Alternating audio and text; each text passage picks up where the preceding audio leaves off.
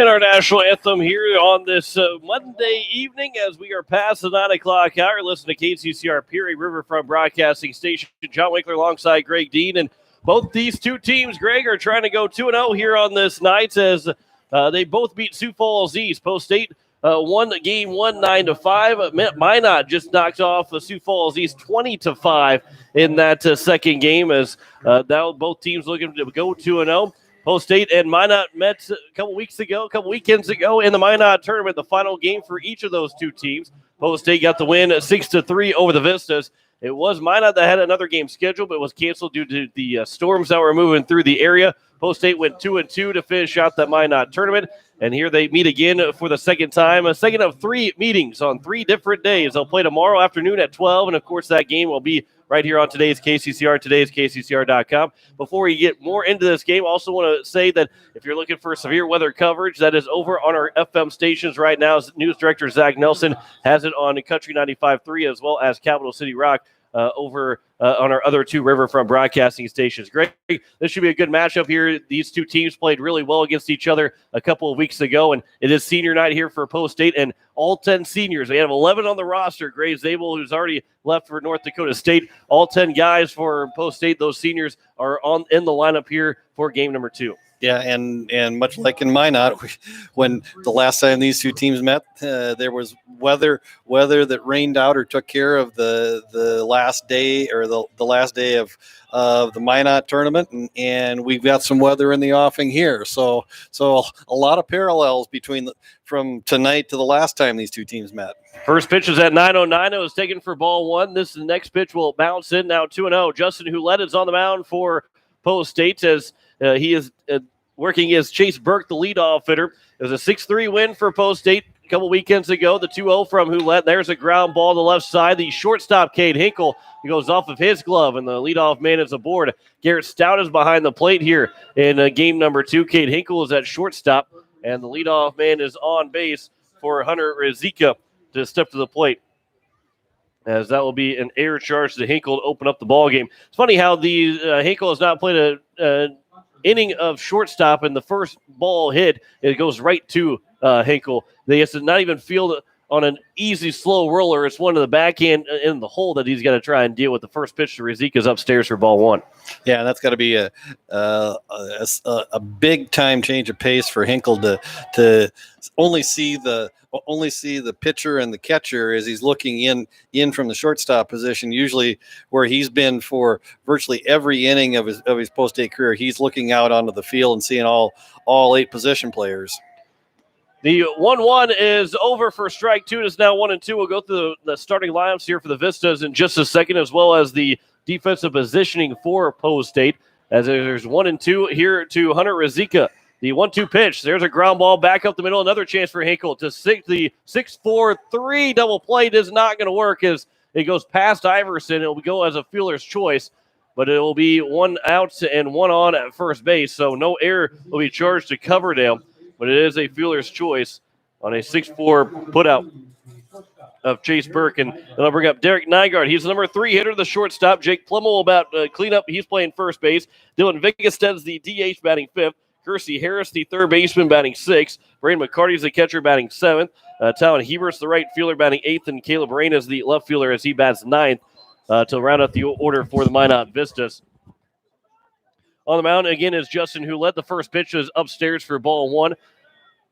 As Nygaard, the shortstop, will dig in.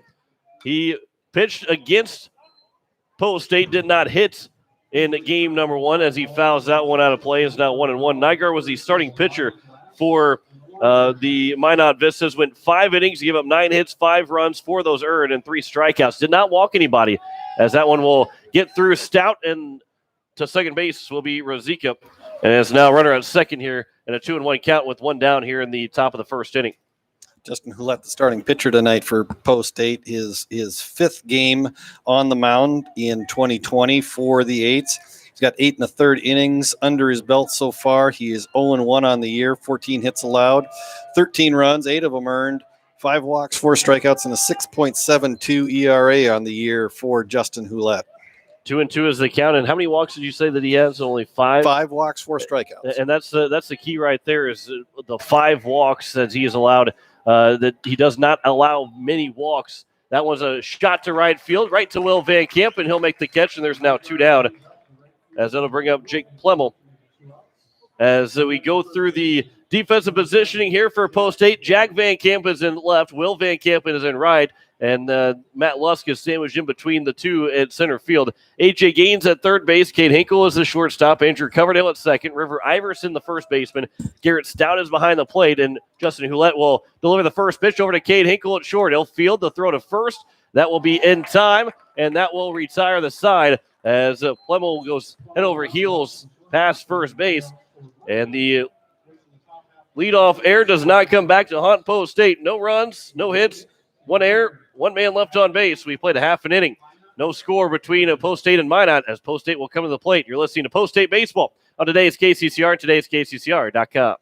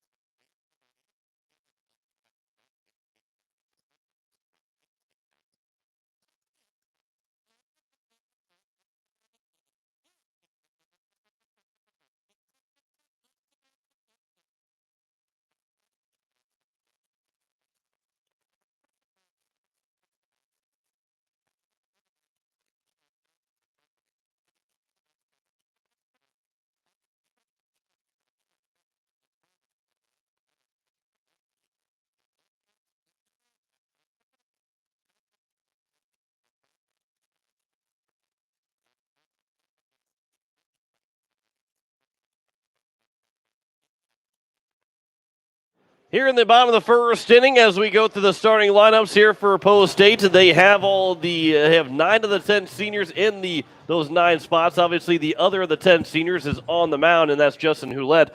Garrett Stout will lead things off. He's catching. A.J. Gayden will bat second. He's playing third base. Andrew Coverdale's in the number 3 spot playing second. River Iverson cleaning up playing first. Matt Lusk in center field batting 5th.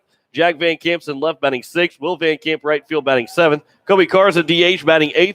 And Kate Hinkle rounds out the order as he's a shortstop here in the final of the 3 games today, as the first pitch from Logan Merck is upstairs to Garrett Stout. Stout out towards right field, going back on it all the way to the wall, and that one is a leadoff home run for Garrett Stout, his second leadoff home run of the year, and it's a 1-0 Post State lead. We're just about ready to read Garrett Stout's stats for the year. We'll have to make a minor adjustment as we go through these. He leads the team in a number of different offensive categories. Comes in hitting .443, 35 hits, now 36 hits, 9 doubles, 3 triples, and now 4 home runs on the year for Mr. Stout. And he also leads the team in on-base percentage as well as slugging average and OPS. So just a phenomenal year, and kind of what you would expect out of a young man headed to South Dakota State University to play baseball. So here's A.J. Gain, the first pitch to him. That one's fouled out of play, and it's 0-1. That's the second time that Stout has led off bottom of the first inning with a home run. He did it against Mandan, another North Dakota team, and here he does it against Minot. The first 0-1 is upstairs now, 1-1. Stout is now 5 for 5 against Minot here this season. He, if he continues to have that kind of career against North Dakota teams, they may want to insert him in the starting lineup when they play NDSU going forward. The Jackrabbits might. Gayden puts a charge in this one, but tracking it down out in center is Chase Burke, and Gayden is retired for the first out. here in the bottom of the first inning. Yeah, anytime they they play a North Dakota team, whether it's North Dakota State, just anybody in that North Dakota area, I think Stout needs to be in that starting lineup. Well, hopefully he has as good a career over at SDSU as he has had here in Pierre, both for Post 8 and for TF Riggs High. Andrew Coverdale will watch the first ball bounce in. The next one is a little bit higher, but still low, 2-0. Here's the second baseman, 0 for 3 against Minot. Back on June 27th, the 2-0 pitch. That one is taken for strike one, now 2-1. Coverdale, again, the rare times he's had 2 different 0 for games. I guess he's had more than 2, but that one's fouled down the first baseline, now 2-2. But rarity that he's coming to the plate against the second team here today, where he went 0 for against the first team and the second team, coming up for his first at bat here in the bottom of the first inning against Minot. Logan Merck delivers a 2-2 pitch.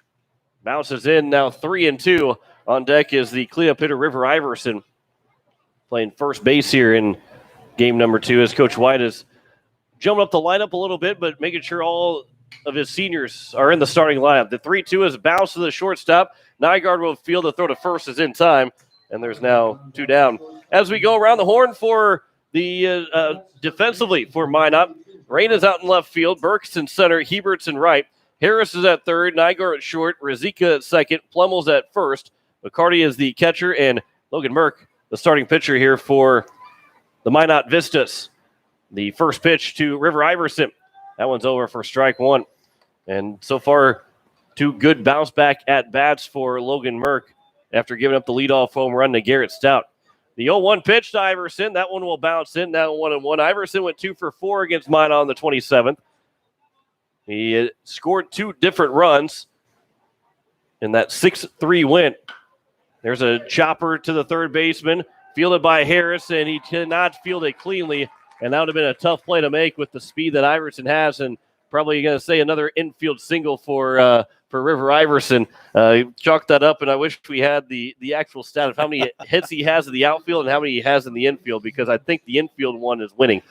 Yeah, Iverson coming into the day prior to the first game today, but coming in hitting .357 with 20 hits and 56 at bats, 18 singles, pair of doubles, 12 runs scored to go with 5 hit batters. That is one category where he does lead the team. Ball got in the dirt, and McCarty throws out Iverson trying to take second, and he will throw him out by a good couple of steps, and that will end the inning here in the bottom of the first. 1 run scores on 2 hits. It was that big home run by Garrett Stout. No errors and no one left on base. 1 full complete here in Hyde Stadium. Post 8 leads Minot 1-0. Listen to Post 8 Baseball on today's KCCR and today's KCCR.com.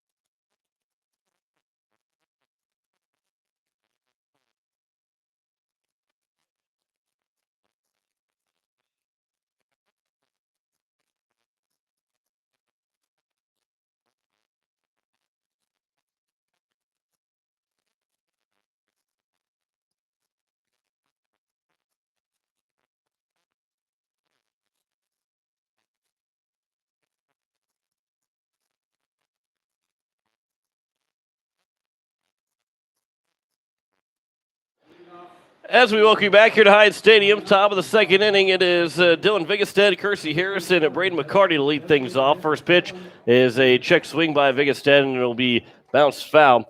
Vigestead went 1 for 3 in the June 27th meeting in the Minot tournament against Post 8. Elliott Life and A.J. Gayden were the ones that threw in that ball game. Gayden went 4 innings, gave up 2 runs on 2 hits. Life went 3 innings, gave up 1 run on 1 hit. Each had 2 strikeouts. Each had 4 walks. in that 6-3 win. Count is 0-2 here to the designated hitter, Dylan Vigestedt. He was the catcher last year, but he's got a knee injury that's keeping him being the full-time DH here this year for the Minot Vistas. And unfortunately, with the coronavirus that's been going around, have not seen any big eats from the Twitter page. The 0-2 pitch is outside 1-2. That was the funniest thing to me last year, and it's still funny as it is now. But that found the Twitter page for the Minot Vistas, and he had the big eats, and would rate the restaurants they would stop at on the travel throughout the summer. There's a ground ball. The second baseman Coverdale. The throw to first is in time, and the leadoff man is retired. And Viggy is not eating big in that first at bat. I apologize for that one. That's the worst joke I'll say all night. That is. Oh, don't be so sure. I don't know if I get any worse. We got 6 innings to go, John. I don't know if I get any worse than that one, though. Anybody that was listening in Minot, they have quickly turned the radio off. The first pitch to Kersey Harris is missed in the dirt, 1-0. He went 0 for 3 on June 27th. I'm going to try and move past that as quick as possible. 1-0 pitch to Harris. That one's fouled back and out of play, and it's now 1-1. Harris playing third base here in game number 2. These two teams will meet tomorrow afternoon at 12 o'clock. Well, afternoon baseball, matinee for you on your Tuesday afternoon. There's a ground ball to the left side. Hinkle will charge. He'll field. The throw to first is in the dirt, and Iverson unable to scoop it. And taking off for second, Harris, he's got to dive back, and he is out at first. Harris started to take off for second, but Stout was there to back it up. So once he made that move to second, he had to get back to the bag, and he is thrown out. So it's still an error to Hinkle, but they will still get him out at first base, and there's 2 down. Yeah, and even though Coach White has kind of jumbled the lineup a little bit to allow some of these seniors to play in some positions that they normally wouldn't get an opportunity to play, Garrett Stout came up to the varsity level for Post 8 as a catcher back in his 8th grade year, and Spencer Seringer, who had been the full-time catcher up until that point, had been dealing with a back injury, and so Stout came up from the Junior Legion, did a great job at the end of the year as an 8th grader. McCarty rips the 2-0 pitch over the head of Jack Van Camp and a couple hops off the wall, and it's a 2-out double for Braden McCarty. His first hit against Pierre in the 2 games, and also the first Minot hit of the day for the Vistas, I guess, for the for the second game. McCarty was doing everything he could to get Alan Goodman's attention, the field umpire, in order to call timeout so he could get rid of his batting gloves. And he did everything but turn a cartwheel out there on second base. So we'll step down to Hebert, the right fielder, as he did not hit in that first game. I believe he came in to pitch, though. Actually, he did not pitch, but he at one point went out to the field, did Hebert, against the Post 8 team. First pitch is over for strike 1. Here's the 0-1 from Justin Hulett, and that will be over at the letters again. Now 0-2. Trying to work around a 2-out double. Number 8 hitter in the order. From the stretch, here's the 0-2 from Justin Hulett. There's a line shot. One hopper goes off of Coverdale, and it will be everybody safe at first and third now with 2 down. As that one, we'll see what the official scoring is over. And it was a hard hit ball and tough hop for Coverdale, so I believe they're going to give a hit. So back-to-back hits here for the Minot Vistas. Yeah, and that was just a ball that was just laced, and it kind of short hopped Coverdale and really handcuffed him. He really didn't have much of an opportunity to make a play on that ball, and so the Vistas have something going. They've got a mini rally going here with 2 outs and runners on the corners here in the top of the second. First pitch to the number 9 hitter is popped up on the infield. A.J. Gayden will call for it on the left side. He will make the catch, and in one pitch, Justin Hulette's able to get out of the damage, and without any damage. No runs, 2 hits, 1 error, and 2 men left on base. We played an inning and a half. It is a 1-0 lead for Post 8. You're listening to Post 8 Baseball on today's KCCR and today's KCCR.com.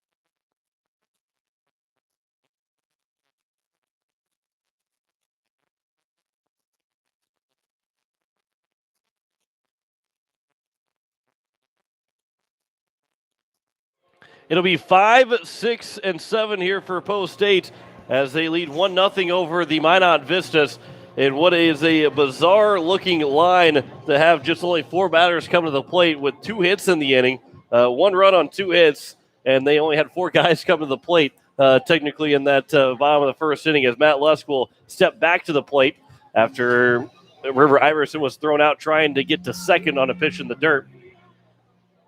And here, again, if you're looking for severe weather coverage, as there was a severe thunderstorm warning in Ziba County, News Director Zach Nelson is over in the over on Country 95.3 as well as Capital City Rock, as he has that severe weather coverage for you. And we hope that we can stay on throughout the entire night, because that means we got through this game and nothing is impacting the Pierre and Fort Pierre area or the immediacy of this area as well. First pitch is missed low to ball 1 to Matt Lusk. Logan Merck will deliver the 1-0. That one's upstairs, now 2-0. Here to the center fielder, Matt Lusk, who did not get at bats in the game against Minot on the 27th, and he will still not having a bat as he was hit by a pitch.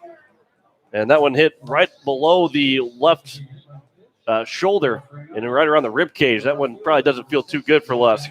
Yeah, and that will actually tie him with River Iverson for the team lead in hit by pitches. Here's Jack Van Camp, 1 for 4 against Minot. He threw in game 1 here today. First pitch is on the outside corner, taken for strike 1. Did not factor in the decision, was trailing 5-4 when he left the ball game. Post State ended up scoring 5 more runs and won 9-5. There's a swing and a miss, now 0-2. Here to the left fielder, Jack Van Camp. John, just a quick look at the radar. The line of storms right now in western South Dakota extends from roughly south of New Underwood all the way up to just east of Lemon, almost all the way to the North Dakota border. So it's a long and extended line. Fortunately for the baseball fans, it's not moving extraordinarily fast. It seems to be only moving about 30, 35 miles an hour. So it'll probably be into the overnight hours before that line, if it holds together, actually gets to the capital city. Count is still 0-2. That pitch, Van Camp swings and misses, and he goes down on strikes for the first out here in the bottom of the second inning. And they'll bring up his brother, Will Van Camp, who went 1 for 3 against Minot. Will playing right field here in game number 2. And the good thing here for Minot is that, you know, if things would go south a little bit quicker than what the radar kind of showing, if things would pop up, Minot staying here tonight. They're going to play here tomorrow afternoon at 12 o'clock. So we can work something out between these two teams, whether if we get the full game in or get most of the game in. Heck, we could even suspend play at some point and come back at 12 o'clock, finish out the game, and then go into that second game, that final game, and work it out that way. Or we can stay here a lot later because they don't have to go anywhere until tomorrow night and to drive back home. So there's not one where once it starts, you feel like you almost got to call it right away just because of the travel. And there's a ground ball on the right side, slow roller. So getting to the second will be Lusk, and the fielded by Rizika second to get Will Van Camp out. And there's now 2 down. That'll bring in Kobe Carr, the DH, as he returns back to the lineup after his mission trip down in Mexico. Yeah, Kobe Carr been traveling, like John said, on a mission trip with his church youth group for the last week to 10 days. So it's good to have Kobe back, especially not only for his offense, but especially to give the Eights another arm. I mean, especially with Gray Zabel now unavailable to the Eights for at least the next 3+ weeks as he's gone to football camp up in North Dakota State. Count is 1-0. Lusk got to third on that pitch that went to the backstop, and it's now 2-0 to Carr as it's missed upstairs. You would think that maybe Carr either today or tomorrow would be one of those guys that will throw in relief. The 2-0 pitch is upstairs now 3-0, or he could start tomorrow afternoon as well. We'll see what the plan is for Coach White. Count is 3-0 here to the number 8 hitter, the DH, to Carr. And he watches all 4 pitches go by that got nowhere close to the zone. And then I'll bring up Cade Hinkle with runners to the corners and 2 outs here in the bottom of the second inning. Yeah, and with at least 3, if not maybe 4 games, 4 or possibly 5 games coming up this weekend down in Renner, and actually the pool for Post State will actually be played at Hartford on Friday and Saturday. So with at least 3 and possibly as many as 5 games, having an extra arm available is going to be really important for the Eights this weekend. And likes of Lincoln Keenels, who has not thrown, maybe we'll see him throw this coming weekend. And it's going to be a pretty jam-packed next couple of weekends as the count's 1-1 to Hinkle, because they're in over in the Sioux Falls area in Hartford for that Dakota Classic, now 2-1 to Hinkle. And then the following week, after playing Harrisburg on Tuesday, after that Dakota Classic ends, then they go from Thursday through Sunday, play in Rapid City at the Veterans Classic, and that's guaranteed 6 games. Obviously, weather could factor into that, but guaranteed 6 games in that tournament. So there's a lot of baseball to be played here from now until the following weekend, this following weekend. Runner is off to second, diving head first into second will be Kobe Carr. The ball got away from the pitcher on the throw back from the catcher in McCarty, but the shortstop Nygaard was there backing up the throw, so Lusta was not able to score, and Carr was able to take second. So now there's 2 runners in scoring position for Hinkle, and the count is 3-1. Merck will come set from the stretch. Here's a 3-1 pitch upstairs, and it's back-to-back walks, and that will put the top of the order back to the plate. And the man who hit a home run in his first at-bat, Garrett Stout, and he's also is familiar with hitting grand slams. He's got one so far this season as he comes up with the bases loaded and 2 down here in the bottom of the second. Stout with half of the Post State total home runs this year. He has 4.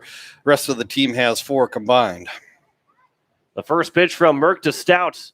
That one is missed inside for ball 1.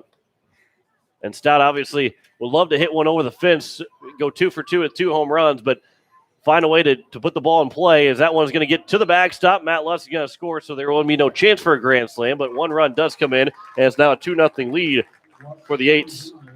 And everybody moves up another 90 feet, so still 2 guys in scoring position here for Stout. He can clear the bases with a base hit. Even though the Eights have I don't want to say only hit 8 home runs, because that's a pretty good number for an American Legion team. 3 of those 8 home runs have been grand slams, so they have made good use of the long ball when they've had that opportunity. Stout does not get all of that one. It might have been jammed off the hands, and he will line it to the first baseman, Plemmel, and that will retire the side.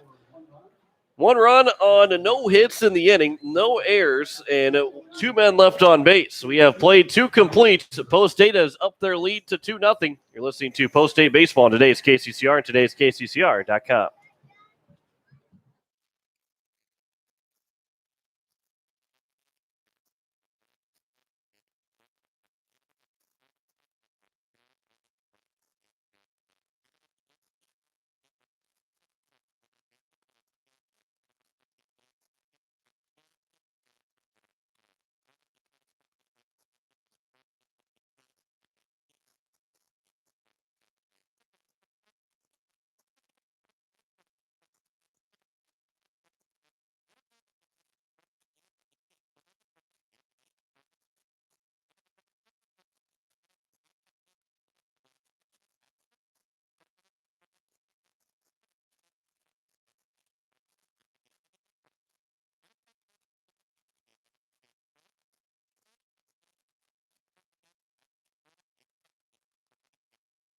Top of the 3rd inning. It is a 2-0 lead here for Post State, as it will be the top of the order. And Chase Burke, Hunter Azika, and Derek Nygaard. If anybody gets on base, they'll go to the number 4 hitter, Jack Plummel. John Winkler alongside Greg Dean here on this Monday evening. Got started at 9:09 here tonight, as we started at 3:57 was first pitch of the game 1. That ended at 6:04 with a 17-minute lightning delay in there. And then the second game between Minot and Sioux Falls East, it was a 20-5 win for the Vistas. And we get started at 9:09 here tonight, so a long day of baseball and a quick turnaround to be playing at then 12 o'clock tomorrow afternoon with these same 2 teams. Justin Huletz, who has gone those first 2 innings, he'll deliver the first pitch to Chase Burke. That will bounce in for ball 1. Burke reached on an error on the first at-bat of the ball game. It was over to Cade Hinkle, and he's got both Post State errors so far. But then Burke was later retired on a fielder's choice that was started by Hinkle. That one's fouled back to the backstop, and it's now 1-1 to the leadoff hitter. And again, if you're Coach White and you look at the schedule that lays out ahead of you, you not only have to think about tonight's game, but also tomorrow, and then kind of trying to set your pitching staff up for the weekend, especially with the pitch count rules being what they are, and the post-state pitching staff again having lost a little depth over the last couple of weeks, coupled to injury, and then the loss of Gray's able to the football camp up in North Dakota as they get their preseason regimen going. Count is 3-1 here to the leadoff hitter in Chase Burke. Here's the 3-1 pitch. That one just misses upstairs, and it's a leadoff walk. They'll bring up Hunter Razika, who grounded into a fielder's choice in his first at-bat. And it obviously, at any point that you get it in a tournament, is great when you get a complete game. But when you get that complete game to start a tournament or start a stretch of a lot of games in a short amount of days, that really opens up for what else you can do. And that really makes you feel a lot more confident as a coach and as a team that one guy took the brunt of the first portion of the tough stretch that you're in. And we had Jack Van Camp and then Bennett Dean and Matt Lusk go the first game. That one is grounded right back up the middle. Another base hit, the third hit of the ball game for Minot. And Razika is on for the second time. And the first two men have reached base here in the top of the third. Yeah, and again, you're probably, and we'll see what happens the rest of this game with Justin Houlette, but you got to wonder if maybe he might not be on a little bit of a pitch count, so he might be available for the weekend. If he goes over 80 pitches, he would need 4 days of rest, which would be Wednesday, Thursday, Friday, Saturday. He wouldn't be available until Sunday. Well, Tuesday, because it's Monday. Yeah. Monday, so you're right. I'm sorry. So he would be available Saturday if he does go that full distance, or at least for 4 days of rest, which there is a doubleheader on Saturday as it counts 2-0 here to the number 3 hitter in Derek Nygaard. So that's the good thing, is that he'd be available for 2 days of that tournament. But again, if you don't want to burn too many guys, and you hope that he can take a lot of these innings away, as that one will get in the dirt now 3-0. And one man went to third in Perk, but Razika stayed at first. So there's runners at the corners here with a 3-0 count to Derek Nygaard, and Jack Plummel is on deck. Yeah, and again, it's the pitch count rule just really adds another layer of strategy and another layer of complexity to the coach's decision-making process. As that one is over for strike one, now 3-1 to Nygaard. The shortstop is his second at-bat against Post State here this year. He's 0 for 1 so far, and now he has drawn a walk, and the bases are loaded with nobody out. And that'll bring in the dangerous Jack Plummel, who grounded to the shortstop in his first at-bat. Plummel is a well-put-together young man. We saw him up at the Minot tournament. Probably stands in at about 6'2", maybe even a titch taller than that. Probably clocks in 205, 210, I would guess. And so I fully expect that, based on the fact that he hits number 4 in this lineup, that if he barrels one up, it will go a long way. First pitch was missed on the outside, 1-0. Here's the 1-0 pitch. There's a ground ball back up the middle. Sliding stop by Hinkle. It couldn't glove it, and everybody will be safe. It's going to be an infield hit for Plummel and an RBI infield single. And it's now a 2-1 ball game. Still nobody out here in the top of the third inning, and here is Dylan Vigestead that will step back to the plate, who grounded to the second baseman in his first at-bat. And the fact that Hinkle was able to get to that ball and knock it down kept a run from scoring. Kept the base runner from not scoring from second base, and so he actually saved a run, even though he wasn't able to make the play. He was actually able to save a run. Count is 0-1. Houlette from the stretch, or from the windup. That one's missed outside. Now 1-1. Justin Houlette trying to work around this bases loaded jam. Nobody out, trying to keep this a 2-1 ball game. The 2-1 pitch. That one misses upstairs now. The 1-1 pitch now 2-1 to the DH Dylan Vigestead. Houlette delivers the 2-1.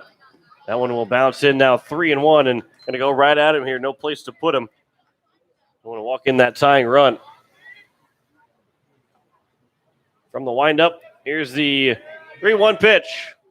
Swing and a miss, 3-2. I guess that was way out in front of that pitch.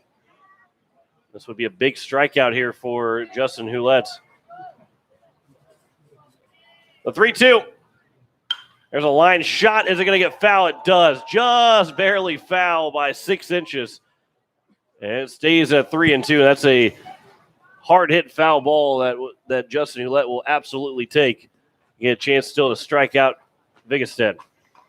Yeah, and Vigestead just out in front of that pitch. And so if you're Garrett Stout right now as the catcher, you may want to call something off speed and get Vigestead out in front again. 3-2 pitch. Line shot. That one's going to stay fair. That one's going to tie the ball game up and possibly give Minot the lead.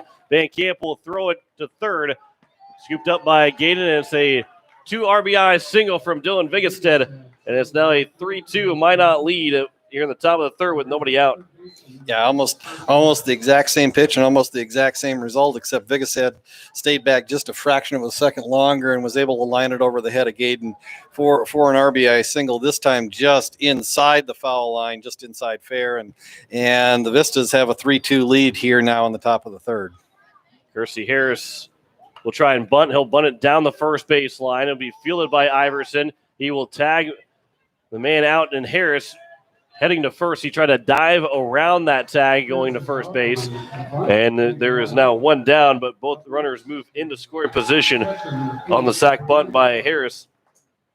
And interesting that they decided to call that sac bunt because the first 5 guys have reached base on 3 hits and 2 walks, that they were going ahead to give up 1 out instead of trying to swing away. Obviously, he could have easily hit into a double play, which would have really slowed their momentum, but they did not want to continue to try and get base hits. That one's flown out to right field. Will Van Camp will give it a look, but it will be well fouled out of play, and the count is now 1-1 to Brandon McCarty, who doubled his first at bat. He drove it over the head of Jack Van Camp. That was the first base hit for Minot. They now have 5 hits in the ball game. Here's the 1-1 pitch. Upstairs, 2-1. Yeah, and in Justin Hulett, when he's most effective, he's down in the zone. He's down in the zone and painting both sides of the plate. Watched him pitch a game last year at the junior legion level where he was just extraordinarily efficient, threw like 60-some pitches over 6 innings in a complete game and just really did a very nice job. And this is so when you see the Minot batters swinging over top of balls like they are, that shows me that he's down in the zone and doing what he needs to do. 3-2 pitch. That one will bounce. It gets away from Stout. Another run's going to come in to score. And the runners will be at the corners here with nobody out or 1 down here in the top of the third inning. And it's a 4-2 Vista lead. And that's the third walk issued here in the inning from Justin Hulett. Yeah, and unfortunately that ball just skipped away from Garrett Stout and allowed a run to score and puts the Vistas up 4-2. So right now, if you're post A, what you really are looking to do is hopefully Hulett can be down in the zone, induce Hebert to ground into a potential double play and get the 8s out of this inning. Talon Hebert singled in his first at bat. He bats here again in the top of the third, 8th man to come to the plate. Pickoff attempt, and Hulett was falling off the mound as he threw it over to first, and it was an accurate throw to Iverson. That was obviously lost the footing, did Hulett, but that could have been dangerous and could have been catastrophic if he would have thrown it into right field. The 1-0 pitch is over for strike 1 because that would have got another run in and would have been really to nobody's fault because of Hulett just losing his footing. Here's the 1-1 pitch. There's a ground ball to the left side. Gaden will field, throw to second for 1. On to first. Are they going to get the double play? They did not. A run will come in to score on the fielder's choice, and it's now a 5-2 Minot lead. And there's now 2 down here in the top of the third. Yeah, and give Hebert a lot of credit for getting down the line. I mean, that was a 2-hopper hit right at Gaden. He got rid of the ball quickly. It was a nice turn to second by Coverdale, and Hebert just beat the throw to first base by about a half a step, and a lot of other kids who would not be as fast as Hebert would have been doubled up, but give him a lot of credit for hustling down the line on that play. First pitch misses upstairs to Caleb Rain. He lined out to Gaden in his first at-bat, and that one will come in and hit him. And now he is on, and there's first and second with 2 men down. And here in the top of the third, and the 10th man to come to the plate, Chase Burke, who started this inning with a leadoff walk, and the next 5 guys reach base. All 5 of those guys came around to score. As it's a 5-2 lead, Peyton Zabel, pitching coach, will come out and have a talk with the senior starter, Justin Hulette. All 10 seniors are in the starting lineup for Post 8, 9 guys in the order, and obviously Kobe Carr DHing for the pitcher and Justin Hulette. So all 10 guys had a chance to be in this ball game or have started this ball game. And see if Justin can get out of this inning and give his team a chance to. They've already scored once in each of the first 2 innings, and maybe try and put a crooked number up there on the scoreboard and claw back as they trail only by 3 here in the top of the third. Peyton Zabel, the pitching coach for Post 8, doing double duty this year this summer as he not only is operating as the Post 8 pitching coach, but he's also playing and pitching for the Pierre Trappers summer team in the Expedition League. Had a good outing the other night in his debut. Yeah, first time in 16 months. Yeah, 1 2/3 innings, struck out all 5, and topped out at 99 miles an hour on the radar gun. First pitch, ground ball. That's going to go off the foot of Razika as Burke was hit by a pitch, so the bases are now loaded. Count is 0-1 here to Razika, who singled already this inning. Came around to score. He's been on base twice. He's 1 for 2. Yeah, the video of Zabel hitting 99 has been viewed, at least as of the other night. I know we were talking about it back at the house, and it had been viewed over 25,000 times just in a couple of days that it had been up on the web. 1-1 pitch. That one bounced in, and a good stop there from Stout, and now 2-1. And a good crowd was here on Friday to watch, and everybody knew that Zabel was going to pitch, and he came in and didn't disappoint to the home crowd. The 2-1 bounces in, now 3-1, and would assume that, and he will get to pitch a lot more, and every time he will pitch, he will be at home here at Hyde Stadium because he's not traveling with the team, because he works with Post 8 and gets paid to be a part of the Post 8 team, the coaching staff. 3-1 is over, now 3-2. I believe he gets paid. I know he's a coach on the Post 8 for Post 8, so that's what his summer job is. A 3-2 pitch, and that one will be ball 4, and that will walk in a run, and it's now 6-2. And that'll bring up Derek Nygaard. And I'm looking, and it looks like there's going to be a little activity down in the Post 8 bullpen. Looks like Colin Brueggemann is headed down to get warm. First pitch misses low for ball 1 to Nygaard, who also walked here in this third inning. The 12th man to come to the plate. 6 runs have scored for Minot. They lead 6-2. That one will also miss. Now 2-0. 6 runs on 5 hits so far. No errors for Minot. 2 runs, 2 hits, 2 errors for Post 8. Here's the 2-0 pitch. That one is out towards right field. Is it going to get down foul? And it will. So it's now 2-1. Will Van Camp ran out of real estate to try and track it down. And so the bases will remain loaded with a 2-1 count. 2 down here in the top of the third. Hulette's from the windup. The 2-1. Line shot over to right field. Van Camp coming on. Can't make the catch. He's going to get behind him. And all 3 runs are going to score. Going to roll all the way close to the wall. Rounding second, heading for third is Nygaard, and he will be on third base. And it's now a 9-2 lead here for the Minot Vistas. Yeah, and unfortunately that's a line drive hit right at Will Van Camp out in right field. And if you've ever played the outfield, you know that those line drives hit right at the outfielder are the toughest plays an outfielder has to make, and you just really don't have an opportunity to get a good read on that ball, and especially at this time of night. I mean, it can be a little bit of a tough tough way to judge and read that ball, and Van Camp just kind of got handcuffed, and ball got past him, and Minot played at 3 on the play.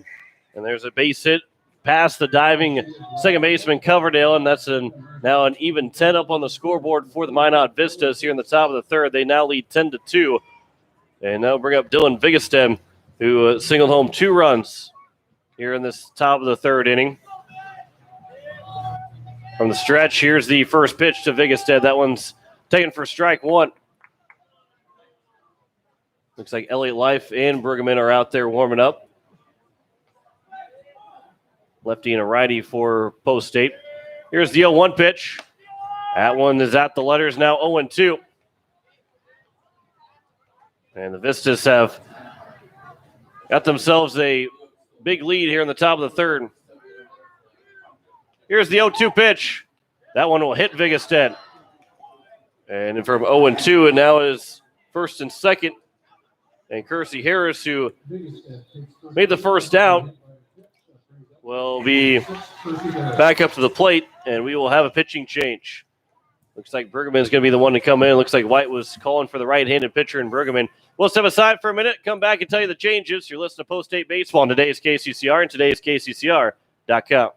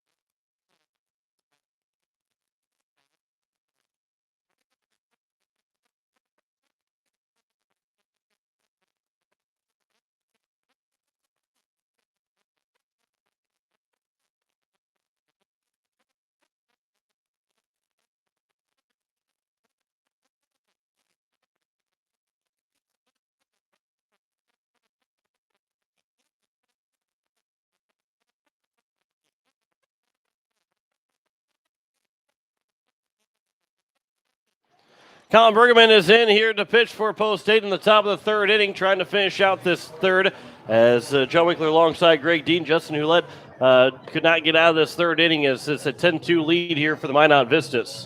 Yeah, Brueggemann comes into this appearance, his second appearance of the year. He started and threw 5 innings on June 24th against Mandan. Went 5 innings, only gave up 1 hit, that being a home run that at that time put Mandan ahead 2-1 and set the stage for some late game heroics by Post State, particularly Garrett Stow with the walk-off grand slam later on that evening. But Brueggemann with the 1 start, no decision in that game. He gave up 1 hit, 2 runs, both of them earned, 6 walks, 3 strikeouts. Comes into tonight with a 2.80 ERA. Kersey Harris is the first one to greet him. He swings and misses at the first pitch. It's 0-1. Harris is 0 for 1. He reached on an air and had a sacrifice bunt in his 2 at-bats. Here in the top of the third inning, 2 down, first and second, the 0-1 pitch. That one is over, now 0-2. And Brueggemann's the only hit he's allowed so far this season was a 2-run homer. And unfortunately didn't get the decision and didn't get the win in that game against Mandan. Here's the 0-2 pitch. That one will miss low, now 1-2, but he didn't. But his team did win. That was when Stout hit that walk-off grand slam, as Greg alluded to.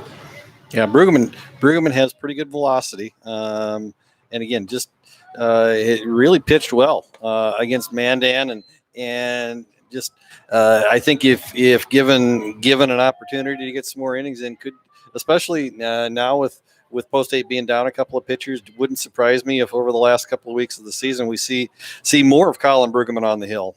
2-2. That one just misses, now 3-2. So from 0-2 now to 3-2. And both runners will get a head start. That is Plemmel and Vigestead. The 3-2. Swing and a miss. Pitch that would have been ball 4, and Harris goes down on strikes. And that will end the inning. 10 runs score on 4 hits in the inning. No errors and 2 men left on base. we head to the bottom of the third. Post State got a lot of work in front of them, down 10-2 to Minot. You're listening to Post State Baseball, and today's KCCR, and today's KCCR.com.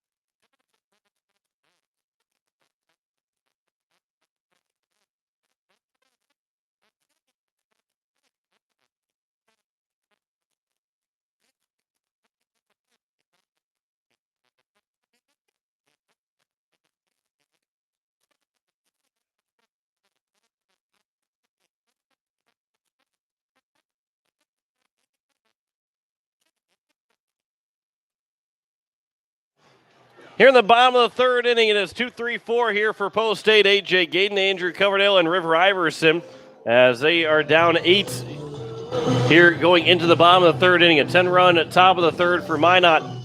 And Logan Merck, we'll see how he does on the mound as he had a long time to watch his team score 10 runs.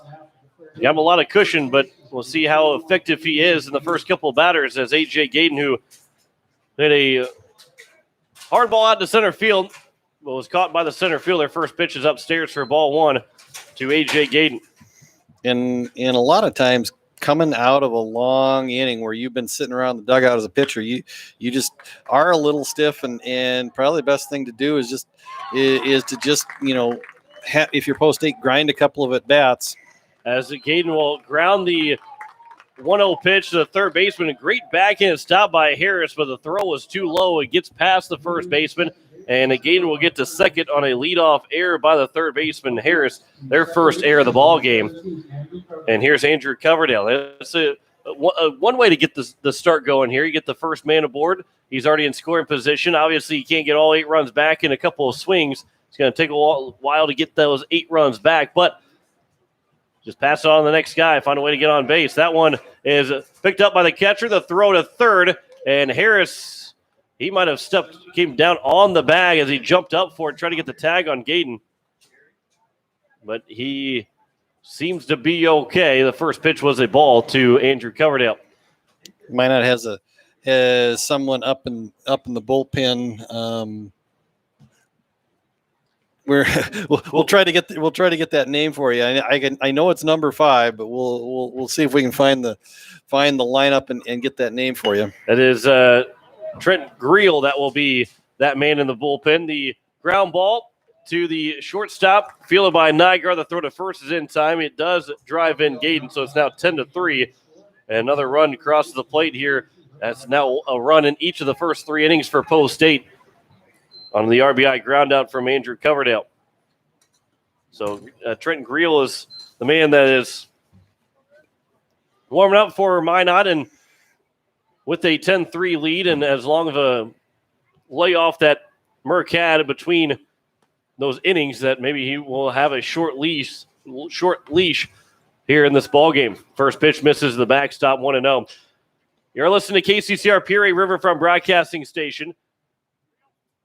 If you're looking for severe weather coverage, make sure you head over to Capital City Rock or Country 95.3. News Director Zach Nelson on there as Iverson swings and misses. A couple of new severe thunderstorm warnings, one for Hockin and Jackson County until 11 o'clock Central Time, and the other for Jackson County until 11 o'clock Central Time. Now 1 and 2 is the count to River Iverson, as we're still keeping an eye on that radar. Hopefully it stays away from us throughout this ball game. There's a ground ball through the left side, diving stop by the shortstop Nygaard, but he gets up with no chance, and it's now another infield hit for River Iverson. Make that 2 infield singles here in this ball game for Iverson. And does that surprise you at all, Greg? No, not one bit. It's now becoming more surprising if he gets a hit to the outfield. Not that he's not trying or he can't get a hit in the outfield. It's just that it's almost seems uncommon to get a hit through the hole or through and gets into the outfield at any point. It's always in the infield where he's getting these base hits. Just has a knack of finding that hole in the infield, and then couple that with the good speed that Iverson has, and you just end up with a lot of infield hits. A 1-0 to Matt Lusk. That one misses. Now 2-0. Lusk was hit by a pitch and came around to score back in the bottom of the second inning. One down here in the bottom of the third. 10-3. Minot leads over Post State. The 2-0 pitch. That one will miss low. Now 3-0. On deck is Jack Van Camp. As, again, Grill is warming up in the bullpen out in left field for the Minot Vistas. 3-0 pitch almost gets to the head of Matt Lusk, and it will be a 4-pitch walk, and up to second will be River Iverson. And Lusk is on base for the second time with another free pass, this time coming from a base on balls instead of by hitting by a ball. And here's Van Camp, who struck out swinging his first at-bat. From the stretch, Logan Merck will come set. Here's the first pitch to Van Camp, and that one misses upstairs, and Merck is having a tough time trying to find the strike zone. And we see that a lot when it comes to pitchers, as that one is now over for strike one after having a really long inning. And I didn't really see if he went down to the bullpen at all just to throw to keep his arm loose. If he didn't throw, that's another reason why. As Van Camp launches that one to right field. Will it stay fair? Is it going to go? It's another home run for Post State, and Van Camp makes it 10-6 with one swing. His second home run of the season. Yeah, just this one just a 3-run home run. Maybe a little bit disappointing. The last time he hit a round tripper, it was a grand slam down in Brandon. But again, a well-struck ball, and Jack really has that kind of swing where he's got kind of a long swing, and so even though he's not the biggest kid, because he checks in at probably about 160 or so, 160 pounds, he is able to generate a lot of force and a lot of torque with that swing plane that he has. And so if he's able to get under one, and we talked about launch angles earlier today, if he's able to generate some launch angle, he really can put a charge in the ball. As it steps Will Van Camp, we'll watch the first pitch go upstairs for ball one. If you didn't join us in the first broadcast and joining us here for the second broadcast, we didn't get too scientific with it or too mathematical with it. We just kind of briefly mentioned launch angle. We try and talk like we know what we're talking about when it comes to math. Count is 2-0 here to Will Van Camp. He ground out to the second baseman in his first at-bat. Here's the 2-0. That one will be over for strike one. And Van Camp, 2 home runs now. He's picked up seven runs driven in with just 2 swings. As that one is now a 3-1 count to Will Van Camp. And Van Camp is he gets a hold of one. He's shown that he can get that one to drive far. That one, I think, just barely tucked inside that right field foul pole. Count is now 3-2 to Will Van Camp. Van Camp swings and misses. And he's down for the second out here in the bottom of the third. And that'll bring up Kobe Carr, who walked and was stranded at third back in the bottom of the second. So 2 home runs already here in this ball game, one by Garrett Stout and the other by Jack Van Camp. But Post State still trails by 4, 10-6 here in this third inning. First pitch is upstairs, 1-0. We could be in for one wild night here. Past the 10 o'clock hour. And things are just now starting to heat up a little bit. Well, we just came out of a weekend full of fireworks, and now we potentially have a fair amount of fireworks happening on the baseball field, followed by potentially a fair amount of fireworks happening in the sky with the severe weather coming potentially later on tonight. So, count is now 1-2 to Kobe Carr. Yeah, we're not ready for this 4th of July weekend to truly end. We want an extension. We wanted that 4-day weekend. We didn't really want just that 3-day weekend. Here's the 1-2 pitch. That one's fouled back, and it's now 2-2. I don't know about you, but it smells a little bit like skunk out here too now. Yeah, I'm picking up that kind of odor. You really hope that in the center of Pierre that you really aren't running into a skunk, but that's kind of what it seems like. Might be here in the press box. Oh, I hope not. God, it's 3-2. Might be me. I don't know. Here's a 3-2 pitch. That one. A 2-2 pitch. That one misses outside. Now 3-2. The Full count to Kobe Carr. Try and keep her concentration. Try not to breathe through the nose too much. So here's a 3-2 pitch. Carr will foul it back, and it remains at 3-2. I think Carr was asking for catcher's interference. He looked back at home plate umpire John Krogstrand and kind of pointed at the Minot catcher and just kind of tried to plead his case and didn't get the call he was looking for. And then swings and misses in the next pitch to end the inning. It is a 4-run inning for Post State as they have 2 hits, so 1 error. That one of the 2 hits, a 3-run homer from Jack Van Camp. Nobody left on base. We have played 3 completes. It is a 10-6 lead for the Minot Vistas. You're listening to Post State Baseball on today's KCCR and today's KCCR.com.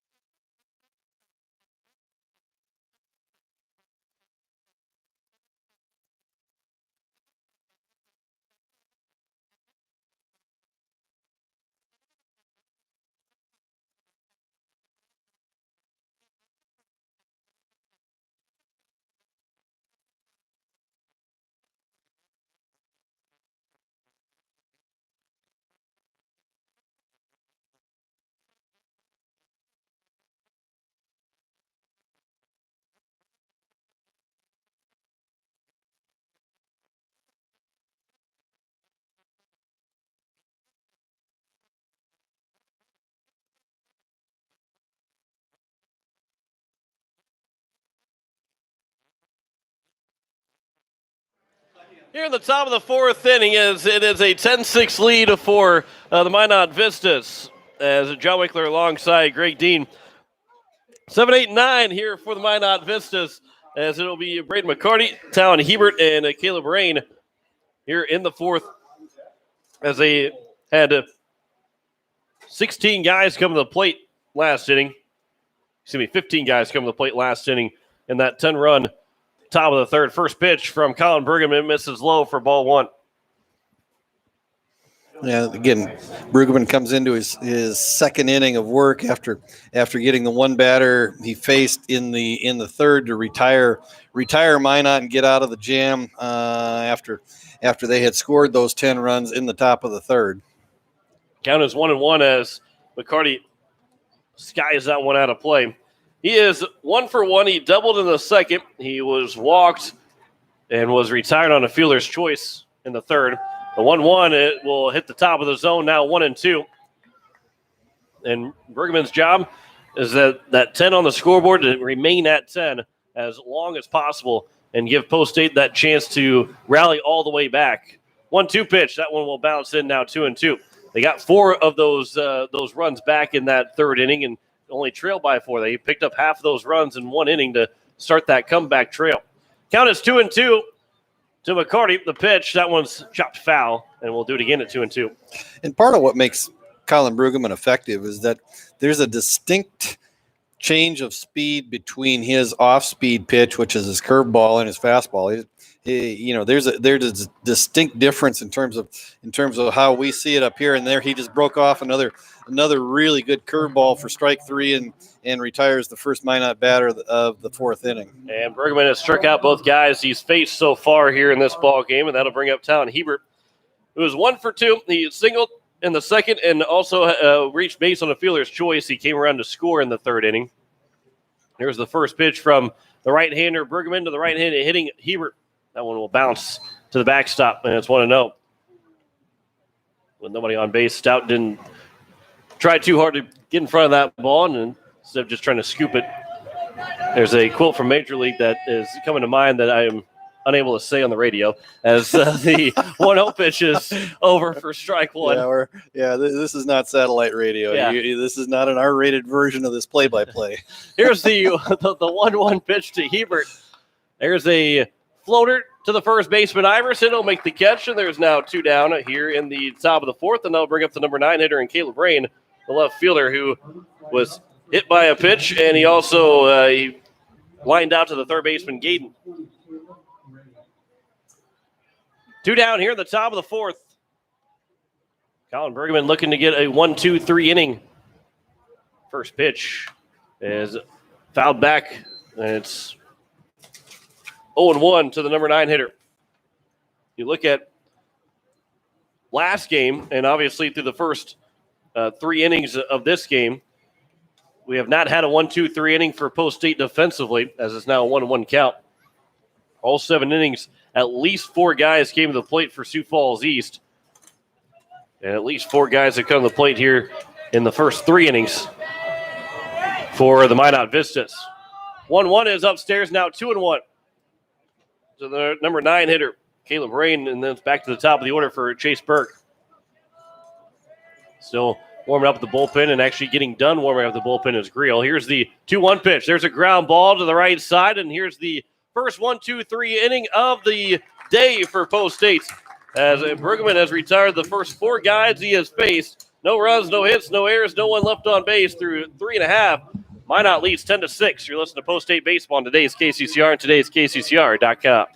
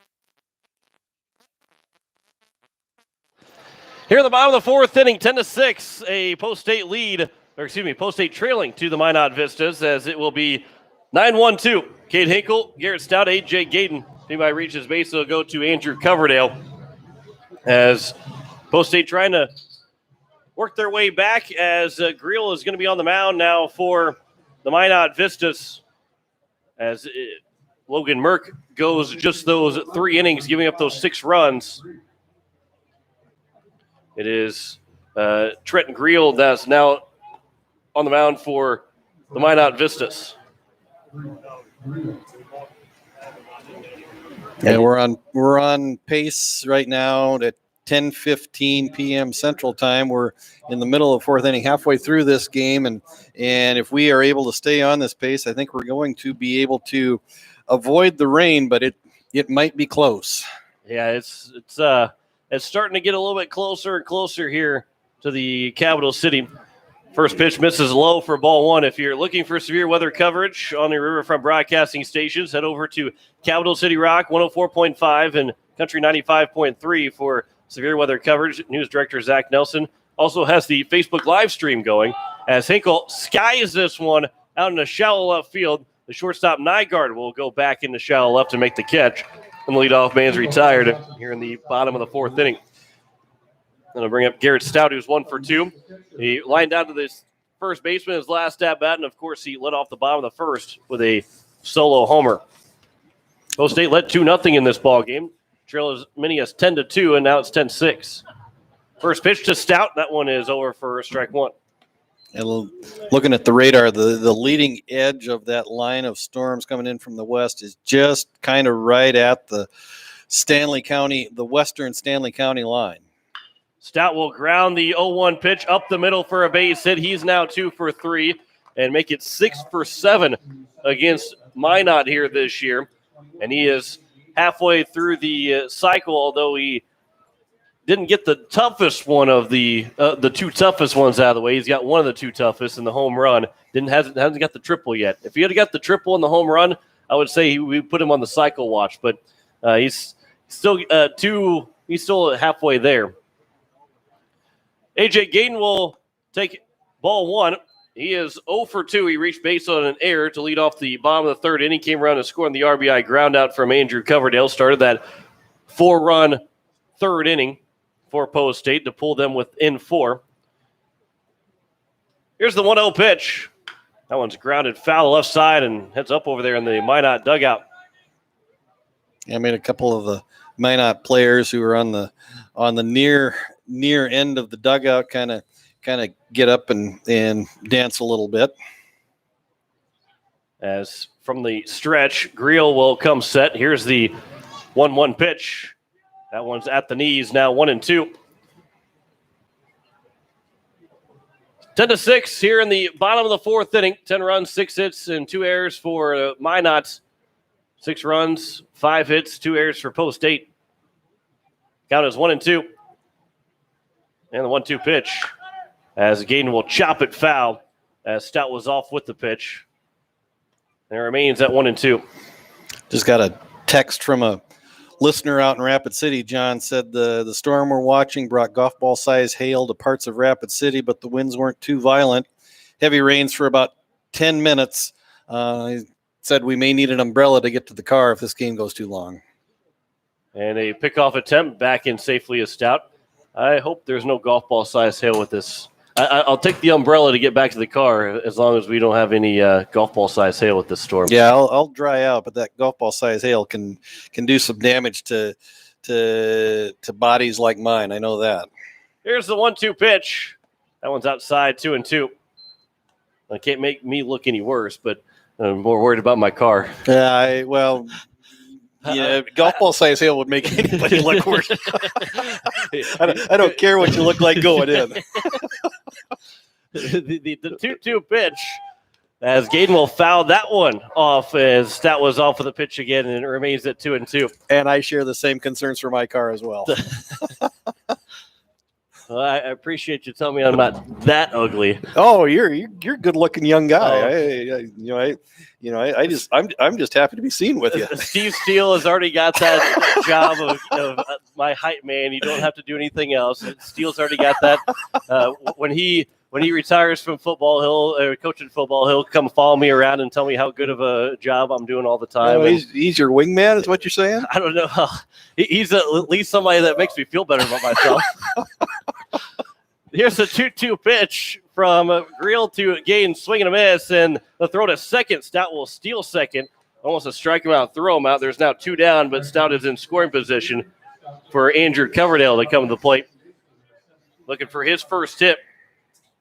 He is 1 for 5 on the day with the 2 runs driven in.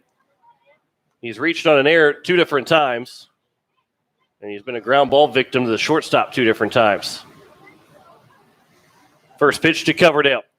One will miss just a bit outside, 1-0. A base hit here would be big if you can just keep pecking away at the, like you said a little bit ago. It was 10-2.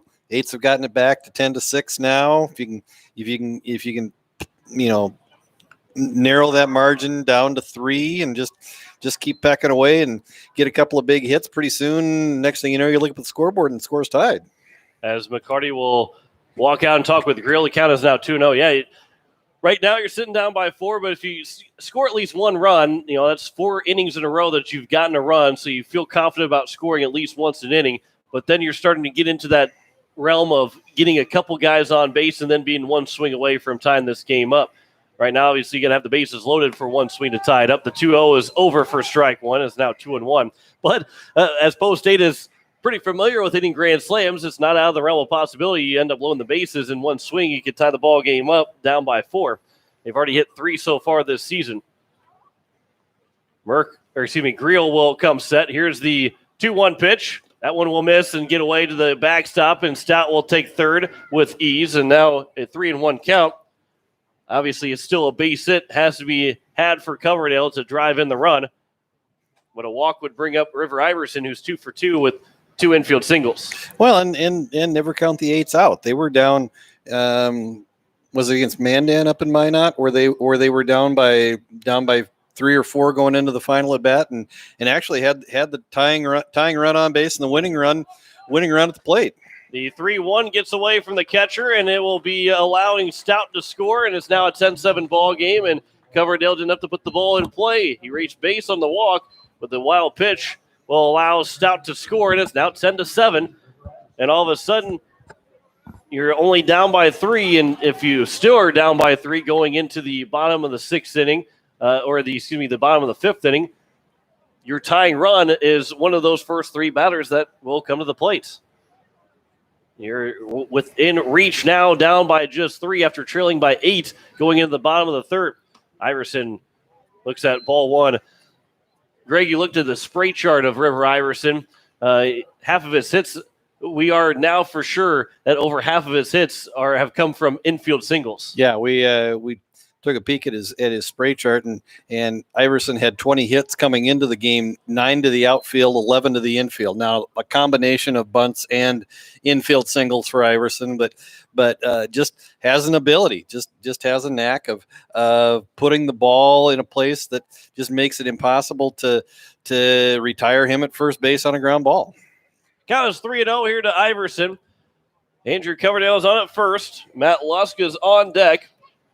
He would be the tying run that would come to the plate, and Van Camp hit his 2nd home run of the season last inning. Matt Lusk has a home run to his credit, and he would come up with a chance for one swing to tie the ball game up.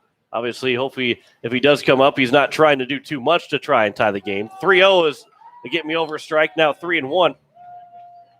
Here to the cleanup hitter, River Iverson. He's 4 for 6 against Minot so far this season, 2 for 2 here in this ball game. Count is 3-1. Coverdale leads away from first. Check over at first, and Coverdale is almost picked off. Everybody on Minot thought he was out. The call from the field umpire is that he's safe, and it's remaining at 3-1, and Greel's a little dejected. Yeah, both Plemmel at first base as well as Ruzicka and Nygaard at short and second were headed off the field when the call was made. And now the tying run will come to the plate as Iverson draws the walk, and that'll bring up Matt Lusk. And we'll have more action. Actually, we're going to have a pitching change because somebody's coming into the ball game to go to the outfield, looks like. So we will have the pitching change. We'll step aside for a minute, come back and tell you what the changes are. You're listening to Post-State Baseball on today's KCCR. Today's KCCR.com.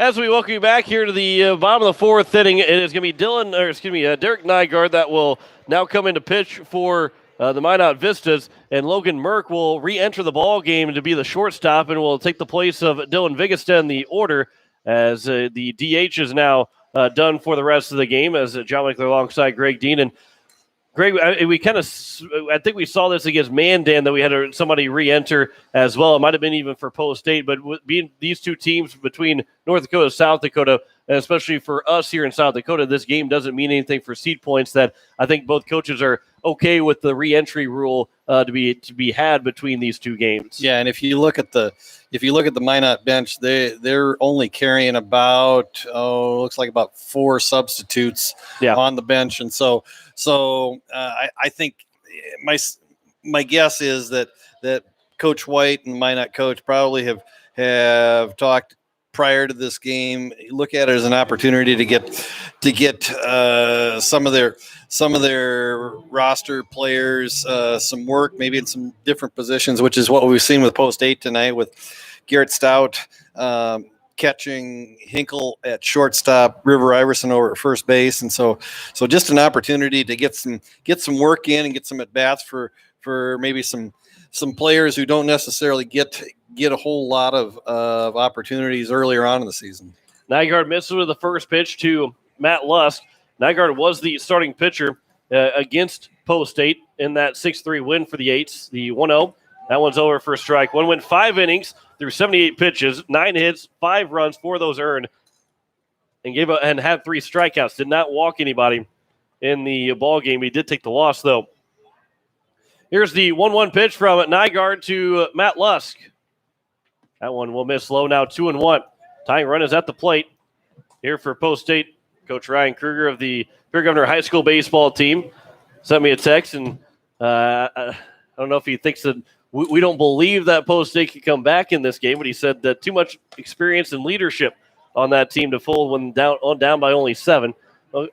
As it's now 3-1. I want to make a correction. They're down by 8, but again, that doesn't make the difference either. That 7-8 won't make them full. I truly believe that this team has shown this year that it doesn't matter what the score is, that they can come back in any type of game. 3-1 is lined over the head of the second baseman and through for a base hit. Coverdale will come around to score, as it's now a 10-8 ball game. Iverson's over at third, and the tying run is on first here with 2 down in the bottom of the bottom of the 4th inning. And I was just going to say, and Matt Lusk just never gave me an opportunity to do it, because I was just going to say this is a big at bat. I mean, the Lusk at bat is a big at bat, because if he can get a base hit, drive in a run, which is exactly what he did, now you've got a 2-run ball game. Matt Lusk is standing on first. Wouldn't be surprised if you see him possibly try to get in scoring position, although with 2 outs, the chances of a steal are probably a little bit lessened with Jack Van Camp at the plate. But now you're just really 1 hit away from tying this ball game up. Here's the 1-0 pitch. Van Camp will take it for strike 1, and it's now 1-1. And Matt Lusk not taking off on those first 2 pitches. And, yeah, being 2 outs, especially as he's the tying run, you don't want to get that tying run thrown out here as we play in the bottom of the 4th. Now it's 2-1 to Van Camp, especially who Van Camp just hit a home run in his last at-bat. Not saying that he's going to go hit another home run, although I'd like to call that he is going to hit another home run in this at-bat. But he's swinging the bat well and going to feel pretty confident stepping back to the plate. 2-1 pitch. That one hits Van Camp. He was trying to say it didn't hit him. He's not happy that he got hit by the pitch. So it's now bases are loaded. It would have made it a 10-9 game, but here's Will Van Camp, a chance with a base hit could tie the ball game up.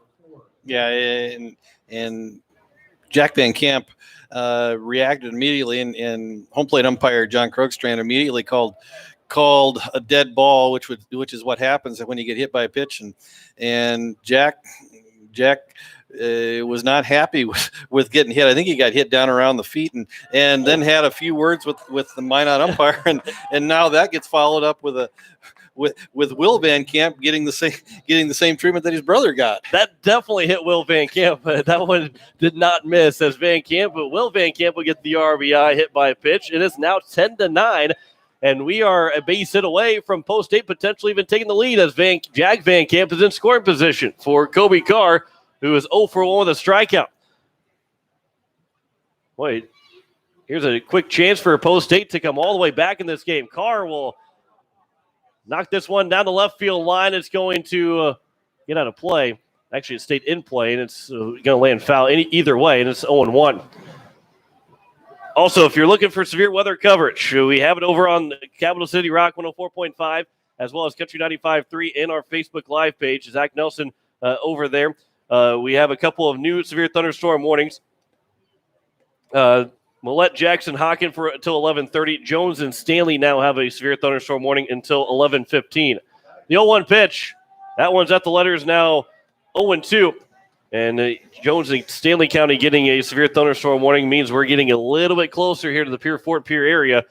And we're in the bottom of the 4th inning in a tight 10-9 ball game right now. Here's the 0-2 pitch from Nygaard to Carr. Swings and misses, and the tying run will be left stranded on at third base. But 3 more runs score on just 2 hits in the inning. There were no errors, and 3 men left on base. Post State has climbed all the way back, down by just 1 after 4 complete. You're listening to Post State Baseball on today's KCCR and today's KCCR.com.